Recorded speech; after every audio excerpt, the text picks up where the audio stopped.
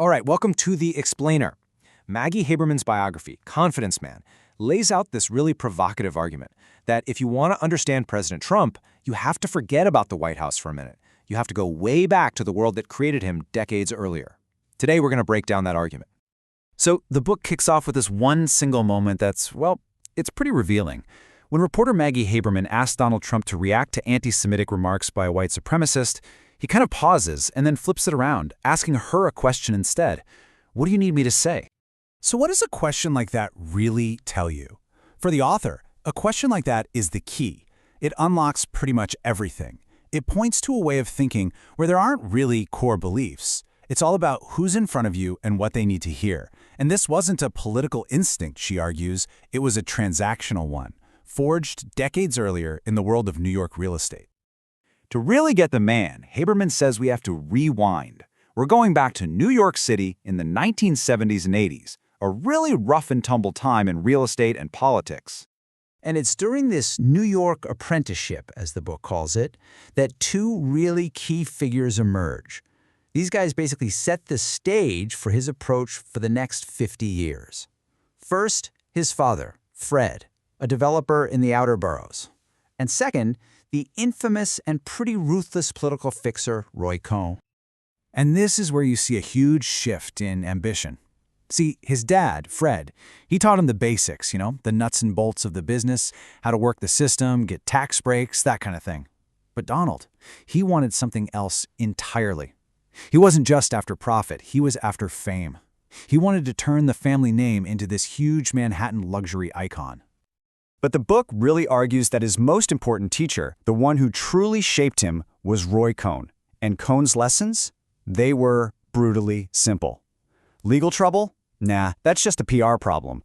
Always, always attack. Never, ever apologize. And look at everything and everyone as a deal.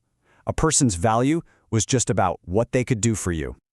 Okay, so armed with these lessons, Trump wasn't just building towers anymore. He was building a persona, a public character. And he figured out really early on that the media, especially those scrappy New York tabloids, could be his most powerful weapon. And Haberman lays out this playbook he put together. It was pretty clear. He'd cozy up to gossip columnists, stir up controversy just to stay in the headlines, and he even pretended to be his own publicist just to plant stories about how successful he was. The goal wasn't just to get coverage, it was to completely dominate the news cycle. And this playbook, man, it could be taken to some real extremes. The book points to a key example when he took out those full-page newspaper ads during the Central Park 5 case demanding the death penalty. And his reason for it, which he told reporters, it was chillingly simple. He said he wanted society to hate the accused teenagers. And then The Apprentice happened. You see, that show took the persona he'd built so carefully in New York and beamed it straight into living rooms all over America. It was a game changer. It transformed him from this New York tabloid guy into the ultimate symbol of boardroom success. So this all leads us right to the heart of Haberman's argument, which is this. The presidency didn't change the man. He brought his old, unchanging playbook right into Washington. So the big question is, how does that work? How do those instincts, forged decades ago in New York, actually play out in the White House? How do you run a country the way you ran a family business in Queens?